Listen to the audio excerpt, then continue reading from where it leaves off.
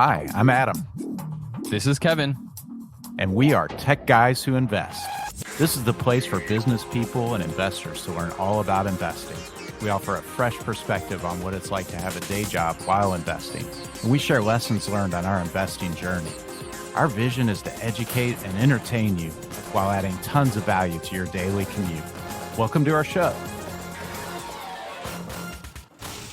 Welcome to another episode of Tech Guys Who Invest. We're so excited to have you here today because in today's episode, we're going to do something that we do periodically, which is share a recent win on our journey out of the rat race. So Kevin has a recent win. I'm really excited to start asking him some questions about that. But it's fun for us to share this with you, our listeners, because we feel like we're sort of documenting our journey out of the rat race. We're journaling or recording our path to financial freedom. And we think it's kind of a cool experience for you to hear that, what it's like for a couple of normal guys to claw their way out of it. And hopefully it inspires you to realize, hey, you can do the same thing. So today's special, we're going to ask Kevin about a recent win he had. And with that, Kevin, how are you doing today? Man, I feel good. April to May is going to be, it's great. This has been a fantastic month because the 1st of April, I got my first self-directed IRA payment for a note that I originated that's secured by 2 work trucks. And May 1st, I'm getting a payment on 2 second position notes that I have in my self-directed IRA, all of which are tax-free because I did it as a Roth. And for our listeners that don't know what a self-directed IRA is, it's a retirement account that is not as advertised as a traditional 401k. And if you have a 401k and you want a self-directed IRA, the thing you need to ask your custodian, it may be Fidelity, for example, you can ask your HR person, is if they do an in-service rollover. And then with that, you can use a self-directed IRA and invest in anything you want except collectibles and life insurance policies, which is how I used my self-directed IRA. I spent 5-6 years saving up a 401k, transitioned it over, and I originated those 3 notes. So the money I'm getting, 8% interest only for the next few years, and it's all tax-free. So if you want to learn more, we did an episode, I think, with on the self-directed IRAs, the basics of it. But if you have questions that you want to ask us about, we'd be more than happy to help you. So let us know, techguyswhoinvest@gmail.com. Yeah, absolutely. Reach out to us. And I think the most recent episode where Kevin gave an update on his note investing journey was back in July, if I'm right. And it's called Kevin's Latest Mistake. So you had learned a hard lesson back then, and clearly you applied that and moved forward. And I'm really excited to ask you, Kevin, what's your latest win? What have you been up to? Yeah, so I do want to talk about the one. Believe me, I do. But I just want to use this point as a point of inspiration. From July to when we're recording this, April 26th, Sunday, how many months is that? 6-7 months or so?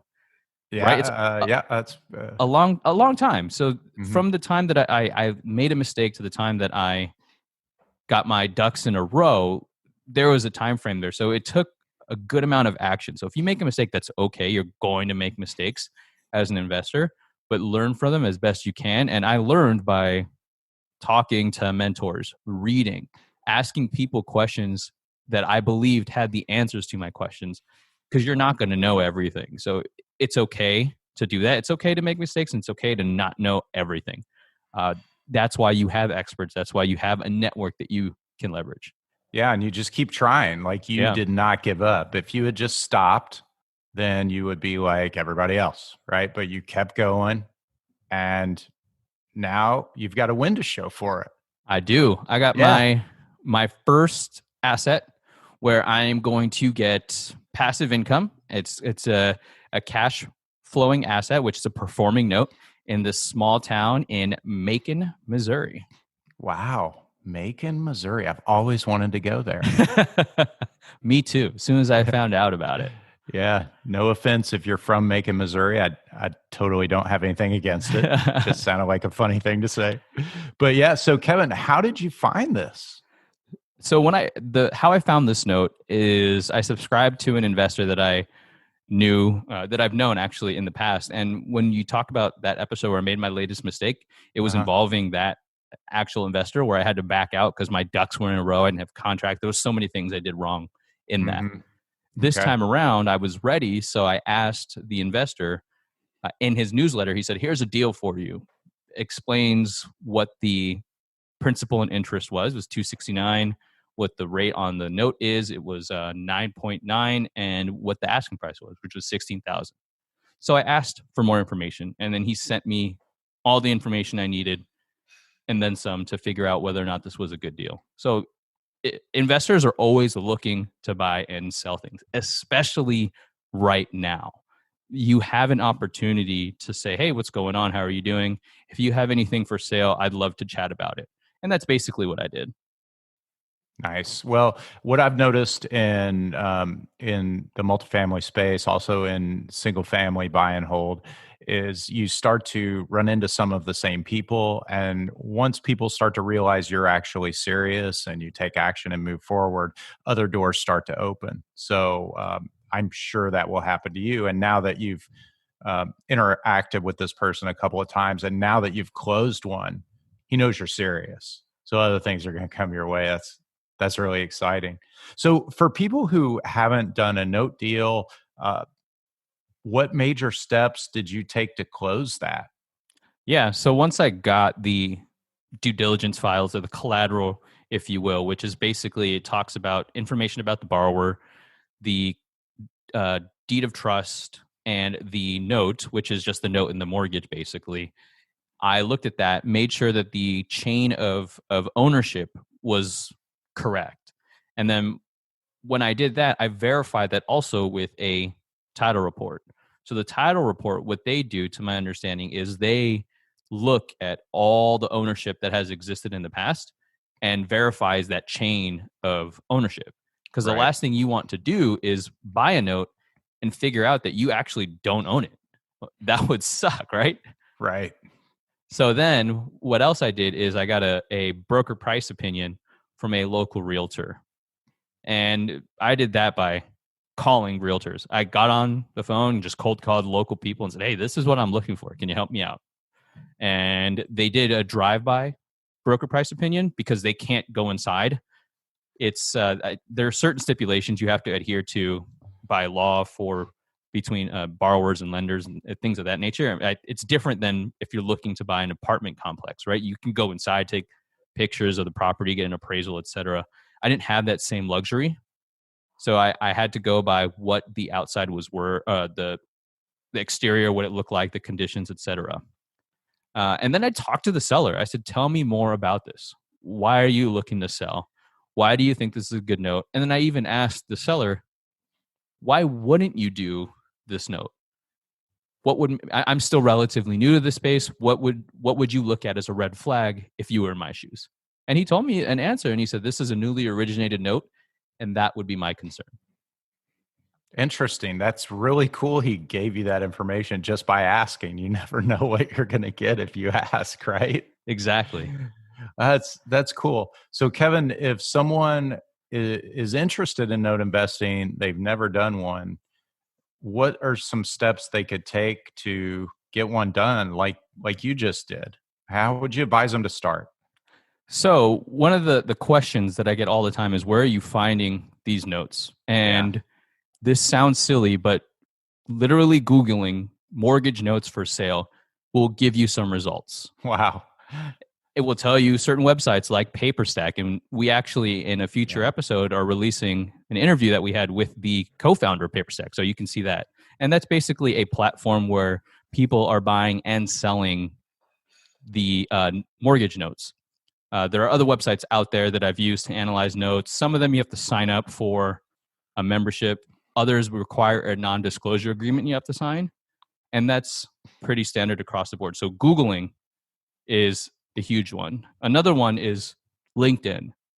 LinkedIn is a fantastic resource where people kind of tag themselves with what they do, right? You put in yours that you are an agile coach. I put in mine that I'm a middle office expert, which is what Mm-hmm. my 9 to 5 company does. Right. And I put note investor in there. Other note investors do the same thing. If you make a connection with a note investor, you can ask them, hey, do you have anything for sale? This is what I'm looking for. And if they may say yes, they may say no. So you can have that opportunity to find notes using Google and LinkedIn. Yeah. And they may say, I don't, but I know so and so, and he always does. Yeah, and that's an interesting thing that I've recognized too. Is it's similar to what we've talked about in the past, where other investors are willing to help you when they see that you are working. Yeah. If you just say, "Hey, give me something. I need help," and they don't see you, if you're looking for a handout, chances are you're not going to get it. But if Yeah. you're looking for genuine assistance and you're stuck, people are going to help you. Yeah. I love that. It's so true. I've noticed it as well. If they know you're working and you're really legitimate, they will help you. And we do the same thing. We help people. Absolutely. In fact, a tip I will give people, even though I don't know that much about note investing, certainly not as much as you, but I do have a tip for someone who's interested in getting started if you're inspired by what Kevin did. And it's contact Kevin, reach out to us, right? Go to tgwipodcast.com, find Kevin's contact info, get in touch with him. That's a fantastic way to get started. So, Kevin, what did you like about this note? What are some things about it you liked that made you move on this particular one? The biggest thing that I liked was the income source of the borrower. Okay. And it's a $16,000 is a lower price note. And generally, the price of the house is going to be lower as well. So you may be thinking what type of occupation this person has. As of the last time I heard, we were in the tens of millions for unemployment, right? So there's a high rate, and that is something to be considered, especially in this time with all this uncertainty. Yeah. When I saw the borrower is getting paid through Social Security, and it wasn't disability, it was Social Security because of their age, I was thinking to myself, that is a steady stream of income. And I don't see the government stopping Social Security payments to people that are already getting it anytime soon. And of course, that's my uneducated theory or opinion on it. So don't take that with a grain of salt with that. So that was my thought. And the other thing was the amount that the person was paying in rent previously was double the price of what they would be now as a mortgage. So that was another thing. And that was part of the story that I gathered from speaking to the seller. So one thing that is a common theme here is you got to talk to people at some capacity. Yeah, email is great, but getting on the phone is something that you need to do because you can build a better connection, build better rapport that way as well. And you can ask questions on the fly. You're just having a conversation with that person. So the reason that that's important is because, like I said, that Social Security aspect of it, that source of income was relatively high compared to what were asking for the principal and interest. And I felt more comfortable that there was enough room for this person to live off of with whatever was remaining. And they had pretty good standing with credit. There wasn't anything there. I didn't see any blemishes or any existing debt that they had that would prevent them from paying, because that's the greatest risk. You buy a performing note because you want that cash flow. You assume, in best case scenario, they're going to continue to pay for the life of the note. Worst case scenario, that turns to a non-performer. And you have to read into the story of who the borrower is to understand what is the likelihood that they're going to continue to pay. So because of that, that is why I was attracted to this note.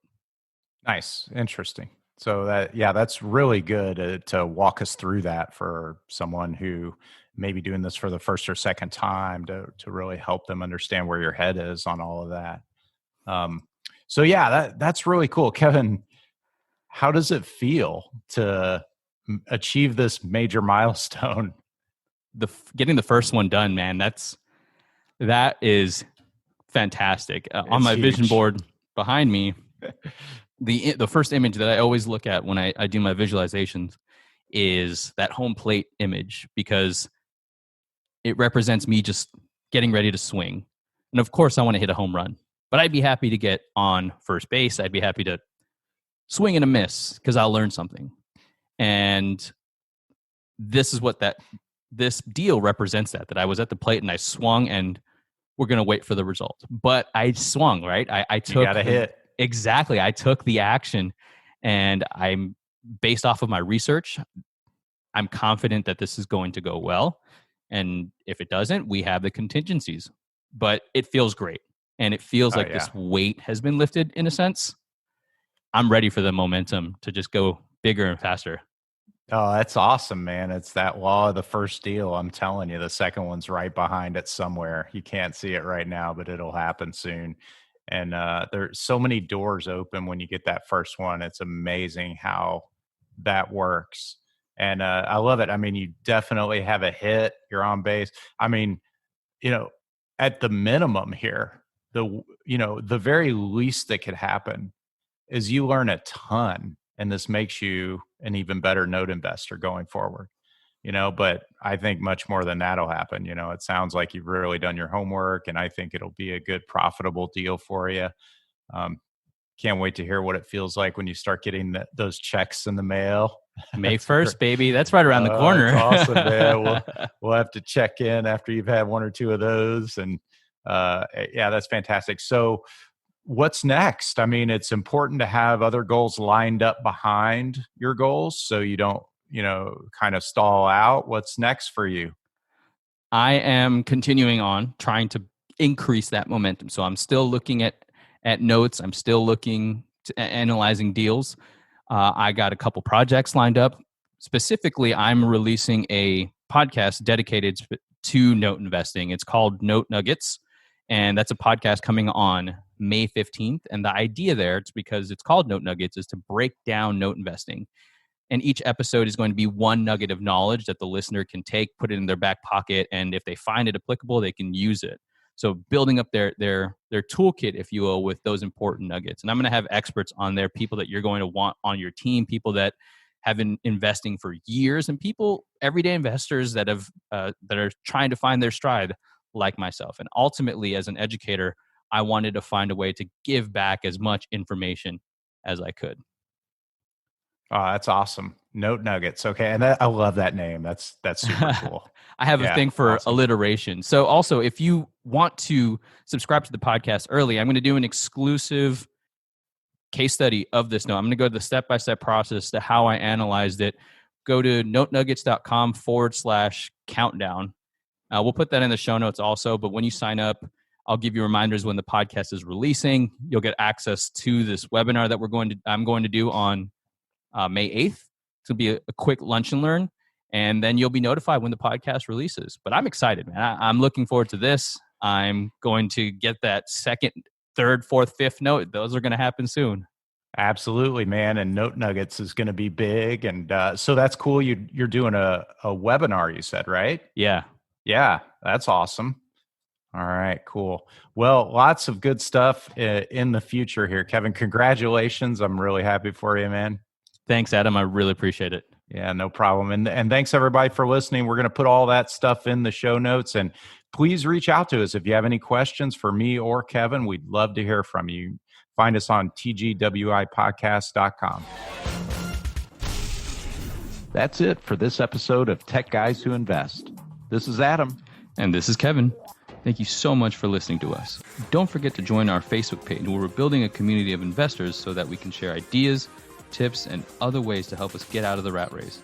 If you found value in this podcast, it would mean the world to us if you could share it with your network. Lastly, we love feedback. It's how we get better. So if you wouldn't mind spending 30 seconds and leaving us an honest review on iTunes or Stitcher or whatever platform you're using, that would be super sweet. If you want to get on Adam or Kevin's calendar, go to tgwipodcast.com/contact. We want to help you invest safely, wisely, and ultimately get you out of the rat race. Thanks again.